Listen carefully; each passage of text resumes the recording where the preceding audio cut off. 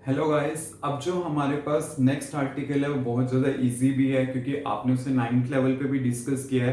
Just मैंने क्या करना है उसी को आगे एक्सप्लेन करना है और कुछ न्यू पैरामीटर इसमें इंट्रोड्यूस करना है। क्लियर? तो देखते हैं कि नेक्स्ट आर्टिकल क्या है हमारे पास है पावर के बारे में। What do mean by the power? You know very well the rate of doing work by a body is called as a power. Rate of doing work मतलब रेट का मतलब क्या है? With respect to time. तो अगर मैं power लिखता हूं तो पावर बेसिकली क्या है आपके पास? W by T. ये जो रेशियो हमारे पास होती है वो क्या होता है? पावर होता है। या फिर मैं इसे एक्सप्रेस कर सकता हूं as a dW by dt। Clear? Means the rate of the doing work of by the body is called as a power. Clear? And always remember, एक पर्सन जो होगा उसकी पावर ज्यादा होगी अगर वो उसी काम को कम टाइम में कंप्लीट करता है, या फिर उसकी पावर कम होगी अगर वो उसी काम को क्या करता है? ज्यादा टाइम में कंप्लीट करता है। मे भी चाहे वो उस काम को अच्छा करे चाहे बेकार करे, मुझे उससे करने से कोई मतलब नहीं है, मुझे उसकी एफिशिएंसी से कोई मतलब नहीं है। जस्ट मैंने उसे एक काम दिया है और मैंने कहा उसे कम टाइम में उसने कंप्लीट करना है। अगर वो उसे कम टाइम में कंप्लीट कर देता है देन इट मींस कि उसकी पावर हाई है। अगर वो ज्यादा टाइम लेता है देन उसकी पावर क्या होगी? यहाँ पे कम होगी। क्लियर? तो इस टाइप से आपने क्या करना है? इन चीजों को याद रखना है। अब देखिए जो मेरे पास पावर होती है इसको मैं इस टाइप से, जैसे वर्क होता है, वर्क को हम लिखते हैं as a dot product F dot S and divide by T. Clear? मतलब F dot S divide by T. अब ये जो मेरे पास डिस्प्लेसमेंट पर यूनिट टाइम है, क्लियर? ये जो डिस्प्लेसमेंट पर यूनिट टाइम होती है ये आपके पास क्या होती है? वेलोसिटी होती है। तो मतलब आप इसको रिप्रेजेंट कर सकते हो as a F dot V. तो आपके पास पावर क्या आ जाएगा? डॉट प्रोडक्ट आ जाएगा किसका? फोर्स का एंड वेलोसिटी का। Clear? Means the power can be express as a dot product of force and velocity. Clear? अब एक चीज याद रखना, ये मेरे पास दोनों है vector quantity. Clear? And the dot product of the two vector quantity is called as a scalar quantity. उसे हम क्या बोलते हैं? स्केलर क्वांटिटी बोलते हैं। क्लियर? ये आपके पास वेक्टर है, ये आपके पास वेक्टर है, दो वेक्टर्स के बीच में डॉट क्या होता है? स्केलर होता है। क्लियर? तो पावर आपके पास स्केलर है, ठीक है, बट ये आपके पास वेक्टर है और ये भी आपके पास क्या होगा? वेक्टर। क्लियर? अब देखते हैं इसके मेरे पास डायमेंशनल फार्मूला क्या होता है। अब जैसे वर्क होता है, वर्क का आपके पास क्या होता है? Dimensional formula m1 l2 t minus two, और टाइम का क्या होता है? t। तो मेरे पास क्या आ जाएगा? m1 l2 t minus three. तो ये मेरे पास क्या होगा? डायमेंशनल फार्मूला होगा किसका? पावर का। क्लियर? अब मैंने डिस्कस करना है इसके यूनिट सिस्टम के बारे में। जो वर्क डन होता है आप अवेयर ही हो कि आपको पता है कि उसके एसआई यूनिट जूल होते हैं, टाइम के क्या होते हैं? सेकंड होते हैं। तो आपको पता है कि जैसे पावर क्या है? वर्क डन पर यूनिट टाइम। तो उस हिसाब से अगर मैंने इसके एसआई यूनिट लेने हैं तो एसआई यूनिट क्या होते हैं इसके? जूल पर सेकंड। क्लियर? मतलब इसके जूल होंगे, इसके सेकंड जूल पर सेकंड। क्लियर? या फिर हम मोस्ट ऑफ द टाइम जो यूज करते हैं वो क्या यूज करते हैं? वॉट। ठीक है, वॉट इसके हम ऐसा यूनिट यूज करते हैं जो मोस्टली फेमस है। क्लियर? जैसे सपोज करिए मैंने 1 वॉट को डिफाइन करना है तो मैं यहां पे लिखूंगा जो पावर है वो 1 वॉट होगी। अगर वर्क डन कितना होगा? 1 जूल। कितने टाइम में होगा? 1 सेकेंड में। Clear? Means the power of a body is said to be 1 watt if 1 joule of the work is performed by the body in 1 second. Clear? मतलब अगर वो 1 जूल का वर्क परफॉर्म करती है 1 सेकेंड में तो आपके पास क्या होती है? पावर 1 वॉट की होती है। क्लियर? तो ये मेरे पास क्या होंगे? उसके एसआई यूनिट डिफाइन होंगे। अब जैसे इसके सीजीएस यूनिट है तो आपको वर्क के सीजीएस यूनिट पता ही है। आपके पास वर्क के सीजीएस यूनिट क्या होते हैं? अर्ग। और टाइम के क्या होते हैं? सेकंड। तो आपके पास क्या आ जाएगा? अर्ग पर सेकंड।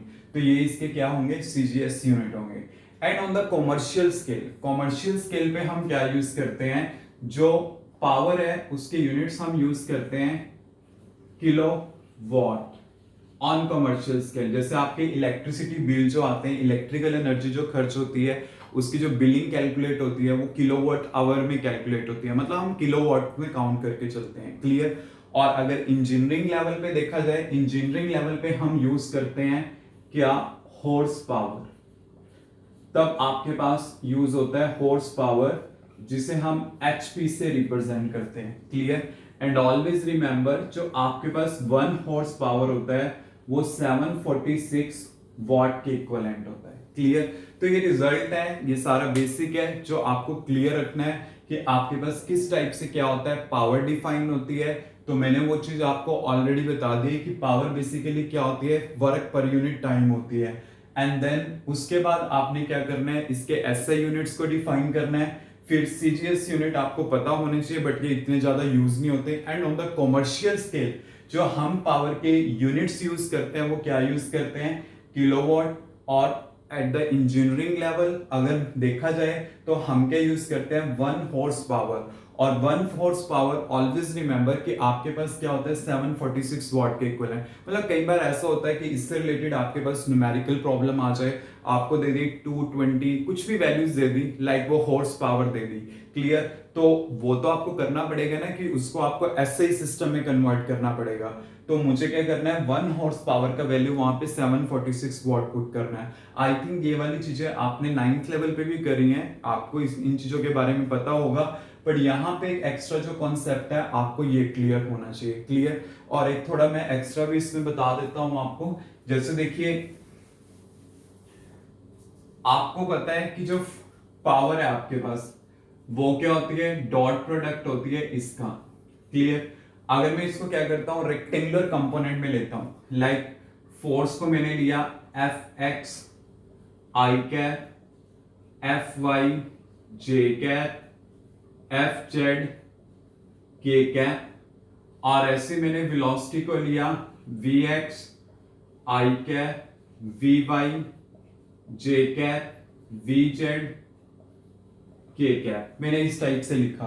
तो आपने क्या करना है, जो पावर है वो क्या है, इन दोनों का डॉट प्रोडक्ट है।